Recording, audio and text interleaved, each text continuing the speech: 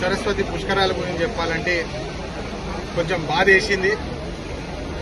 మా హక్కుల కోసం పోరాడిన ప్రతి దళిత సంఘాలకు నేను శిరస్సు వచ్చి నమస్కరిస్తున్నాను. ఎందుకంటే ఈరోజు చాలా ముఖ్యమైన విషయం నేర్చుకున్నాను. నేను డబ్బు కంటే మరి చాలా విలువైనది ఒకటి కులం అని చెప్పి ఈ సందర్భంగా నేను అందరికీ తెలియజేస్తున్నాను. ఇది నేను నేర్చుకున్నాను. ఎందుకంటే కులం బట్టి ఎట్లా ప్రవర్తిస్తున్నారు అందరని చెప్పి ఈరోజు మనకు తెలుస్తుంది.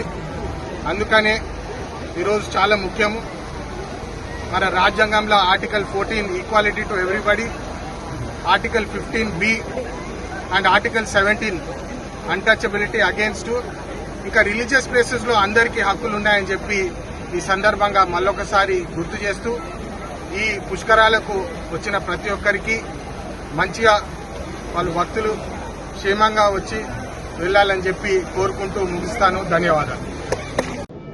పార్లమెంట్ పరిధికి వచ్చి కల్వకుంట్ల కవిత మంత్రి గారిని ఇటు సర్వస్వ పుష్కరాల్లో ఎంపీ గారిని అవమానిస్తుంది, కాంగ్రెస్ దళిత వ్యతిరేకి అని ఒక కామెంట్ చేసింది. ఈరోజు కాంగ్రెస్ పార్టీ ఇంక్లూజివ్ పార్టీ. ఇక్కడున్న మా సత్యం, ఇక్కడున్న మా డాక్టర్ సత్యనారాయణ, ఈరోజు ఇక్కడున్న మా లక్ష్మణ్, వీరందరూ ఈ జాతికి సంబంధించిన ప్రముఖమైన నాయకులు.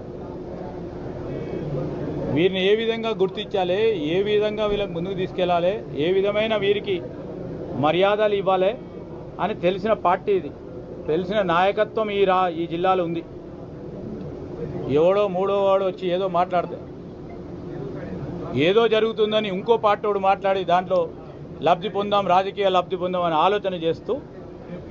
ఆలోచన చేస్తున్న క్రమంలో కాంగ్రెస్ పార్టీ చేతులు జడిపిపోతా ఉంటే వాడితో నడిచిపోతారేమో రేపొద్దున. Thank you.